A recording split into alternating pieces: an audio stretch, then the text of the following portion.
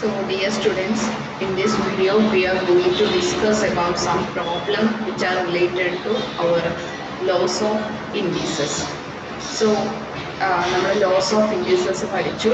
അപ്പം power rule, fraction rule, അല്ലെങ്കിൽ negative exponents, എന്താണ് അങ്ങനെയുള്ള കാര്യങ്ങൾ നമ്മൾ പഠിച്ചു. പ്രൊഡക്റ്റ് റൂള്, ഇതൊക്കെ കോഷ്യൻ റൂള്, ഇതൊക്കെ നിങ്ങൾ എന്ത് ചെയ്യുക, മനസ്സിൽ വെക്കണം ഏതൊക്കെയാണ് റൂള് എന്നുള്ള കാര്യങ്ങൾ. Okay, so we have to find out value of some questions. അപ്പോൾ ഒന്നാമത്തെ നിങ്ങൾക്കുള്ള ക്വസ്റ്റ്യൻ ഇതാണ്, 5⁴. സിമ്പിൾ. 5⁴ എന്ന് പറഞ്ഞാൽ എന്താണ്? 5 എന്ന് പറയുന്ന വാല്യൂവിനെ 4 പ്രാവശ്യം മൾട്ടിപ്ലൈ ചെയ്തിട്ട് നിങ്ങൾക്ക് എത്ര വാല്യൂ കിട്ടുന്നു അതാണ് നിങ്ങളുടെ ആൻസർ. സോ 5⁴ എന്ന് പറഞ്ഞാൽ 4 times the value 5 is multiplied. 4 പ്രാവശ്യം 5നെ നമ്മൾ മൾട്ടിപ്ലൈ ചെയ്യുന്നു. അപ്പോൾ വാല്യൂ എത്രയാണ്? 5 × 5 × 5 × 5, that is 625.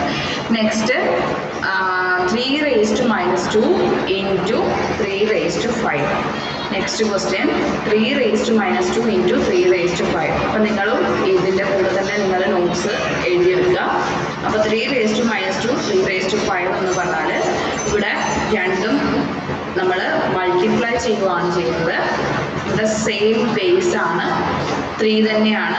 അപ്പം എന്ത് ചെയ്യണം? പവർ -2ഉം 5ഉം നമ്മൾ ആഡ് ചെയ്യാം അല്ലേ? സോ പവർ റൂളാണ് അപ്ലൈ ചെയ്യേണ്ടത്.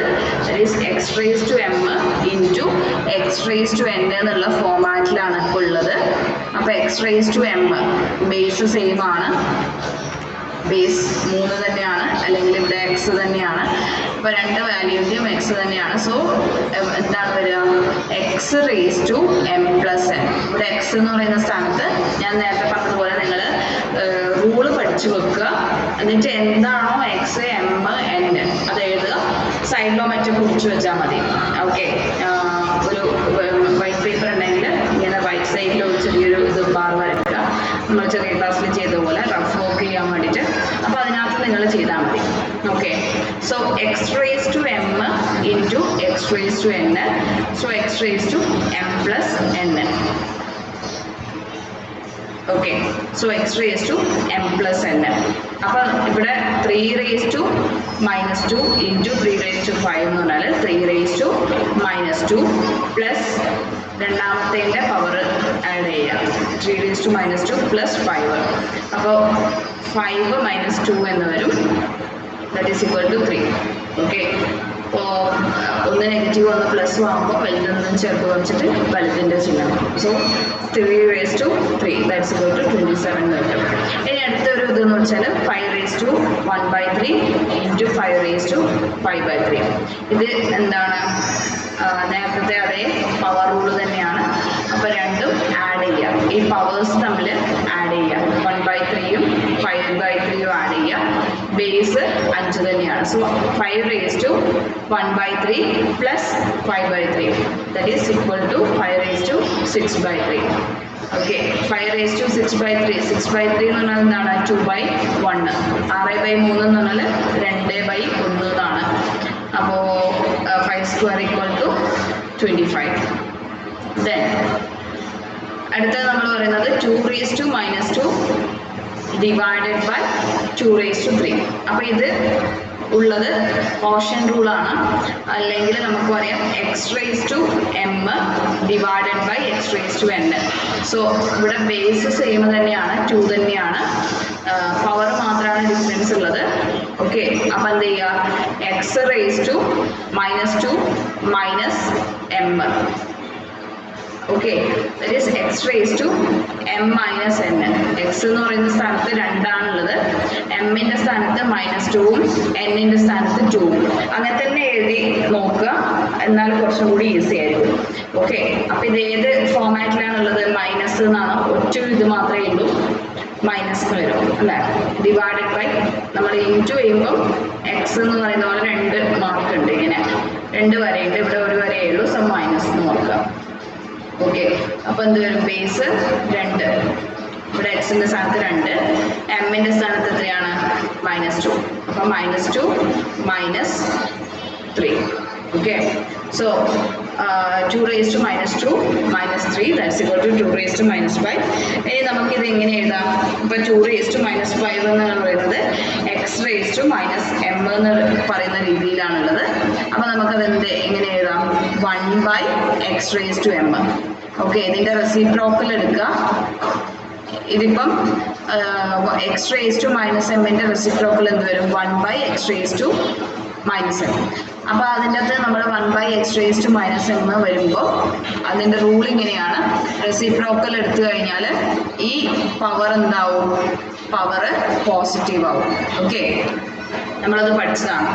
അപ്പോൾ 1 by 2 raised to 5 എന്നാവും. ഓക്കെ, അപ്പോൾ ഇങ്ങനെ എഴുതിയാൽ 2 raised to minus 5 എന്നുള്ളത് 2 ബേസ് ആണ്, എക്സ് ആണ്. എമ്മിൻ്റെ സ്ഥാനത്ത് -5 ആണ്. So 2 raised to minus 5 equal to 1 by 2 raised to 5. 1 by 2 raised to 5 that's equal to 1 by 32. ഇനി അടുത്തത് സെയിം തന്നെയാണ്. 5 square equal to 5 raised to minus 2. അത് x raised to m divided by x raised to n എന്നുള്ള രീതിയിലാണ്. x raised to m minus n.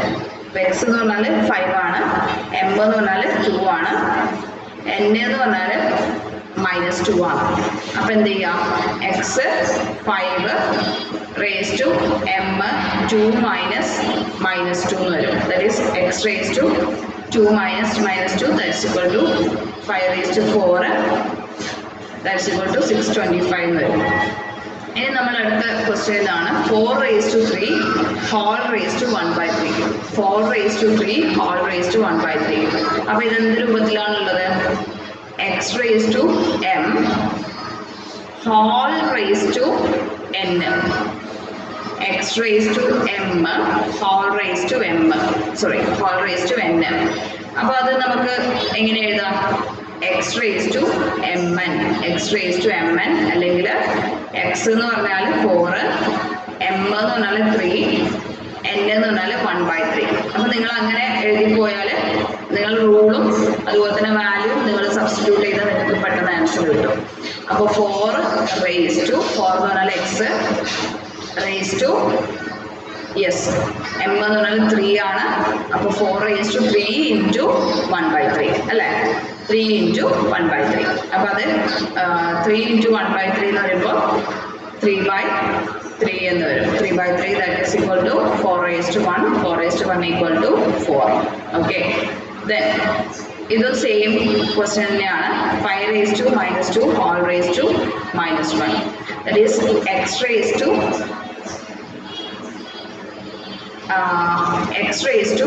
m whole raised to n എന്നുള്ള രൂപത്തിലാണ്. That is x raised to m into n.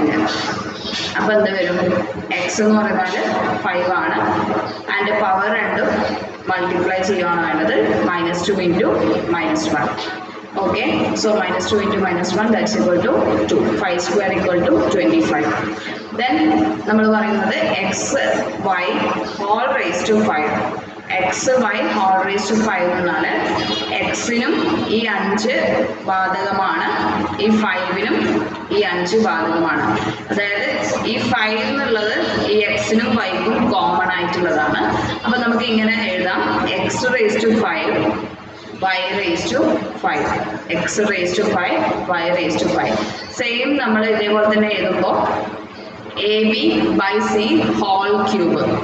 abക്കും സിക്കും എന്ത് common ആണ്? 3 common ആണ്. അപ്പോൾ ab whole cube എന്ന് പറഞ്ഞാൽ എന്ത് എഴുതാം? ab whole cube divided by C cube. Okay, അപ്പോൾ a ക്യൂബ് b ക്യൂബ് നമ്മൾ നേരത്തെ പറഞ്ഞു.